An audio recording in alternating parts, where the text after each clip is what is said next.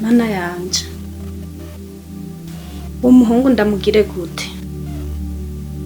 Bebasha ndamwice canke? Oya, sinomwica. Kubwo ngira nkora ibishoboka byose nkaka ndamwirukana apfe ngaha. Nta kibazo kweli. Ndafise mu grand frère mani. Mu grand frère twakuranye sana hiyo ruguru. Ariko yaraje mu muji. Narumvise yaratunze. Ariko rero twaraburanye. Cyo kuva nyishika ngaha mu muji. Naho ndakubita mu jisho kweli. Eba narirutse amaguru agasha vema. Muje mwitwa Mvuakari. Mvuakari? Mvuakari kweli. Yo! Ubu muzi? Mvuakari? Mvuakari jewe mu nitwa Mvuakari namuzi. Mana isi ni juru bisenga. Shamani je numva umenga woduga petit frère kweli kubera ivyo uyu muji kweli je ndabona n'ikibazo kabisa. Ego mama. Zamu. Gusiga uzana n'abanywa rumogi ngaha. Mukama w'ikigongwe. Zamu bakuroze urakomeye cyane. Mbeko mperukura umuzamu. Ubu washitse no mu gikoni kandi nani muragaya. Mubandanya murya nyene.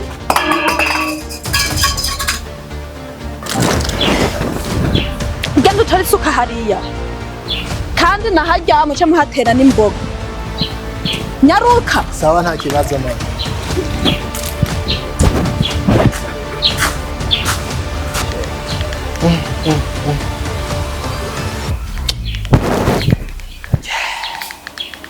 Ivyago. Nyenzi washo. Umugore kumenda kamwe kumwe.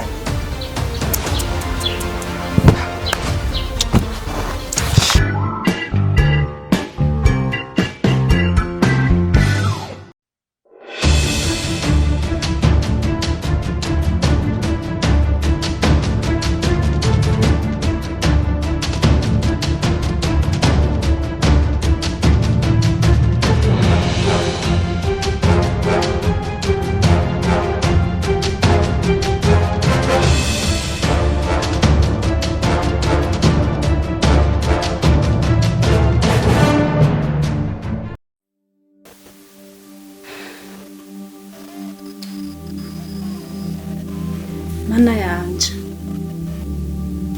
umuhungu ndamugire gute? Bebasha ndamwice canke? Oya, sinomwica. Kubwo ngira nkora ibishoboka byose nkaka ndamwirukana apfe ngaha.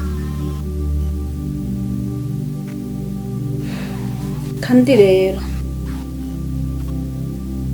ndabona byose biriko bigira gisere. Ariko Francine nta ngorane, urya ni mwene wacu. Cyo nomubwira cyose yogikora. Hanini ya gisere ngira ndamukorere ko mwuno mwanya. Azombona uwo ndiwe.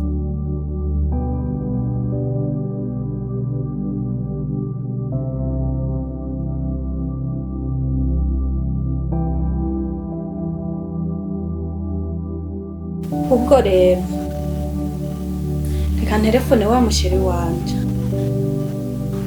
yumve ko yoba yashitse amahoro katahuye n'ikibazo.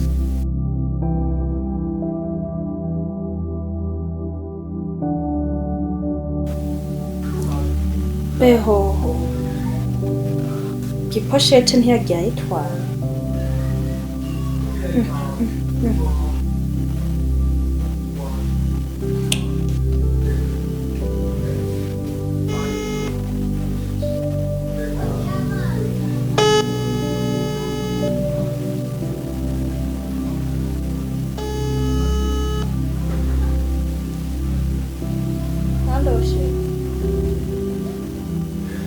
Umeze neza?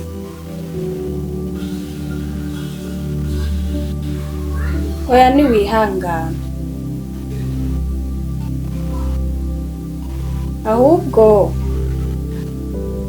ndiko ndiga imitwe y'ukungene urya muhungu wa Gisele nomwirukana akamviraho, kandi bisaba yuko nawe iyo mitwe ari uyintoza.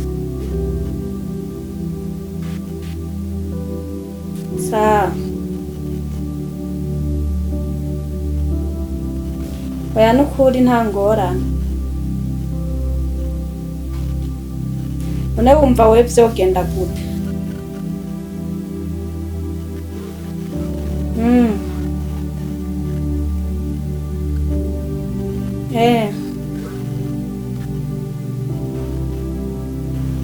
Nukuri woba ukoze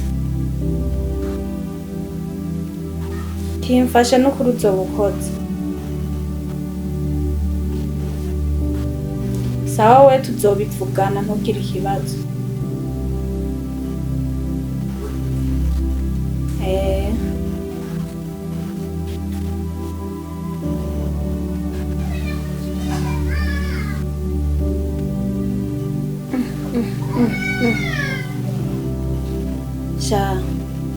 Sheri wanje kweri ndamwemeye, arafise imitwe we. Reka tubigerageze uko nyene abimbariye, n'ahandiho ndabona nohava naho kanga.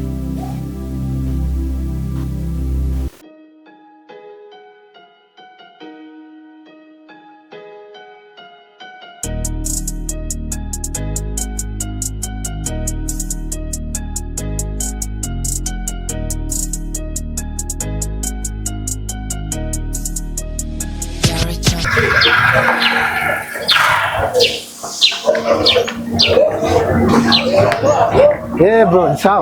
Peshi jama. Sego wicaye nkahaguruka ndakubaze. Bana. Nari nateramye kweri, nta kidasanzwe. Sawa none bro. Urakomeye kweri. Ni fresh kweri ndashima. Burya rero ndakubonyesha nimvira ko no kubaza ikintu ariko ndarondeye. Bro, nta kibazo kweri urashaka kubaza nta kibazo. Urabona rero ndakubwira. Ikintu ndiko ndarondeye. Ndiko ndondera ahantu hoba hari farumasi. Jewe rero ngahasi ndahamenyereye. Niyo mpamvu nariko ndakubaza. Farumasi ga muhungu. Bon, ari farumasi tuzi cyane ngaha mu Buhumuza, ari yitwa farumasi Buhumuza. Ndaza nashaka ko kwereka ni ngaha hafi. Ntugire n'ikibazo kuko n'imiti yayo iri ku giciro cyo hasi cyane gose. Yego kweri. Nta muntu yidoga yivugije hajya ko utaha umeze bo cyane gose. Ndibaza wowe winjiye ukivuzaho utaha uri hano nagiye no wantumye ho gitugende. Oya ni ngaha hafi kore nta kibazo ntugire ikibazo kweri. Yego bash jewe burya ntahabuze sindamenyereye. Okay, so turashitse ndibaza naha ni farumasi. Yego kweri ngiyo farumasi Buhumuza, niyo farumasi ya mbere twemera ngaha mu Cankuzo. Yego kweri ndibaza twashitse kweri. Yego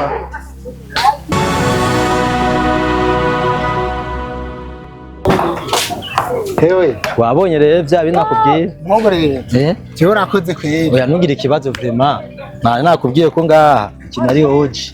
So nari nakubwiye ko iyi ariyo farumasi ya mbere dufise ngaha iwacu Buhumuza. Gusa naje hari ikintu nashaka ndakubaze, gusa urambabarira gato. Nta kibazo kweri.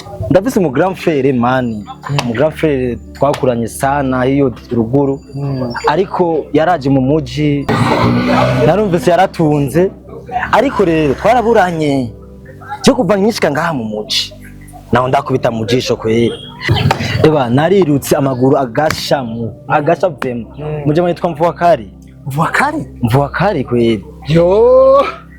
Ubu muzi Mvuakari? Mvuakari jewe umuntu yitwa Mvuakari ndamuzi. Mana isi ni juru dusenga. Nimba atari ubundi bitirano. Nukuri Mvuakari je ndamuzi. Yego. Mbeho ushira kunumara kwa Mvuakari ari kweri. Mbiriza renda kubwira. Icyo sugize ni bijya Mvuakari turabana. Turabana ahubwo mbere rero ko yariyo nayisanze ntaje wewe uzatujyana iki ndamukunda sha imana yo bikoze kweli ahubwo no munsi navyukanye yego yana wereka tugende kweli ndahakwe yego sha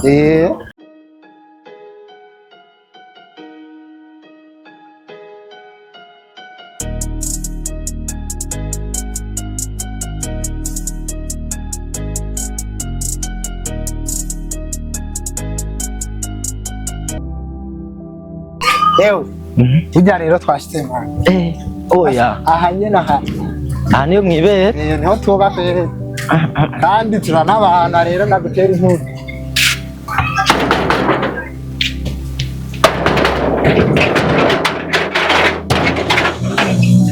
ese waruri he salamu aye ko nakuzaniye umugenzi wamubonye reko mengo muratangaye niki ro karibu unyumva karibu shika tugana bro dada bro nakurondeye man mvuwa urazi iminsi ndakurondeye nga mu muci abantu bambwira ati ngo warakize waratunze mu muziki waragushikanye kure bro ariko ndagusanze uku bro no bro cy'abantu barambwira ngo warakize bro warakize ariko ndiko ndabona nkuku hari ibintu nariko ndumva bro ibraza no nakunyo vyumva broza na mama yarapfuye ni wasitse kuja kuturaba basi nibiki byakugendeye wewe wararozwe oya what no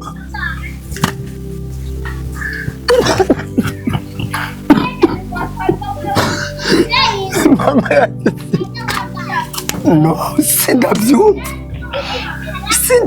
ingene mama yopfa ni munani oya tuza mani tuza ibyo twese nuko nyene byatubaye ko mani tuza ugira umbwire yuko ari ubwo nyene ubyumvise bro mama yapfuye gute upfa gute kandi ngabo mujyana abantu benshi bakugatumba kubera iki mutabatu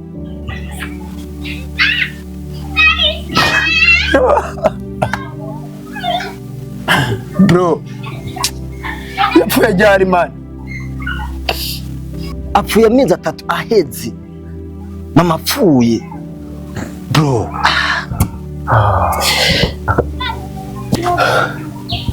frere ukuri byose sijya nabito ndagerageza gupambana mugari byarasi bro pole sana brother bro ukuri ko ari ntakubeshya je nariko ndondera amahera kugira nzenje hamwe navyo subira kugarukira mu gihugu ahubwo ikiyari none vyerera ngabo ndakwereka iyo tugenda ngo tugende jewe twicare neza umwisigurire neza kubera ibi bintu je sindiko ndanabitaho oyo bwa mbere na mbere kwano kwihangana brother kwihangana byarashitse jewe mani kwera uyu muci ikibazo nuko mama yarapfuye kwera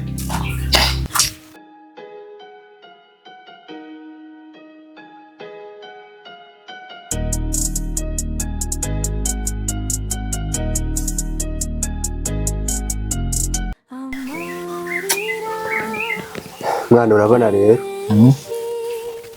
je kuba mama yarapfuye sinzi wowe ni wagenda ruguru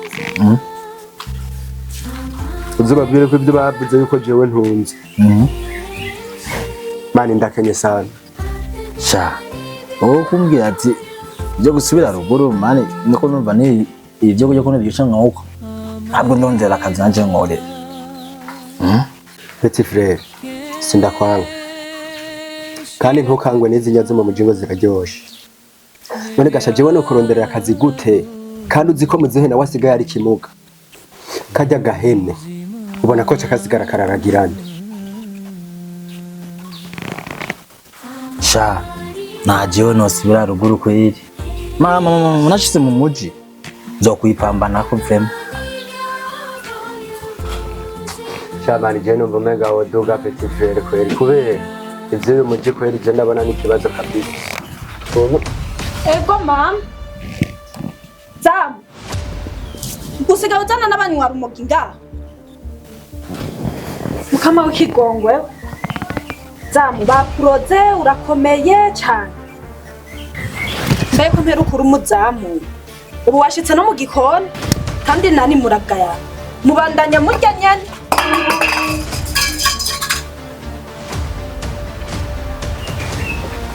Rega nana hasi muri pamu. Umviriza. Marwe gatatu wamvaniye. Zamu. Sohoka n'uwa muntu hanze.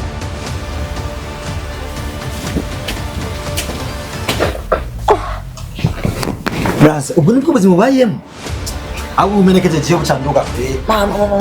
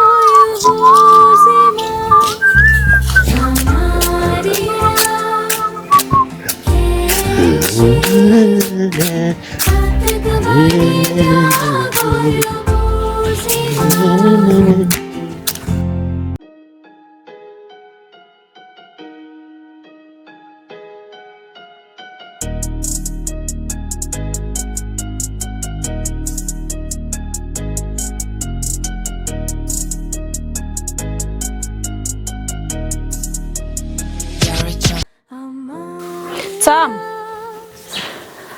Mbega gisera ringa. Madam je ndibaza Agisera ashobora kuba ngaho ari mu nzi kubera ntabwo nigeze ndamubona asohoka. Agisere. Agisere. Oui anti.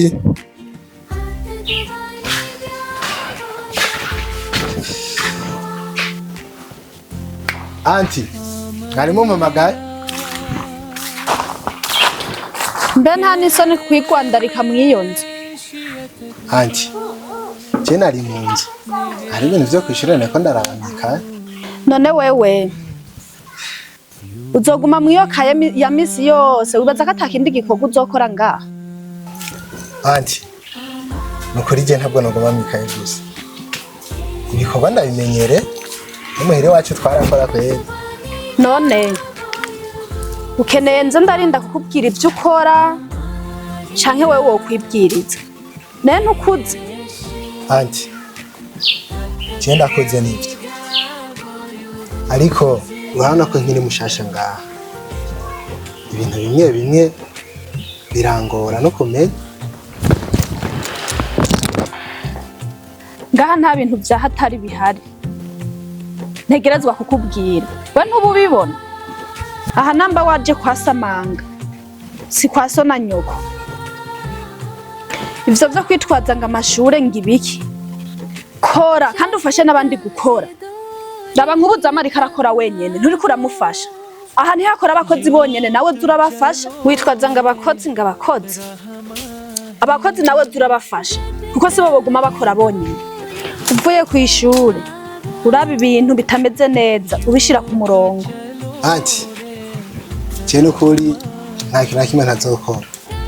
Ibintu byo gukora ndabimenyereye. Habwo n'ubu. Samu. Ntabwo nyereke icyo no banagufasha twe turakora nta ngorane.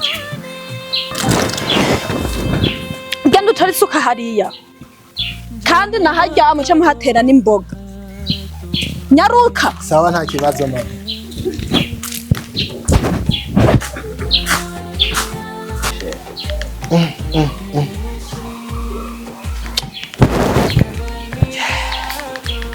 Ivyago. Nzi washobora. Umugore kumenga ntabwo kumaze.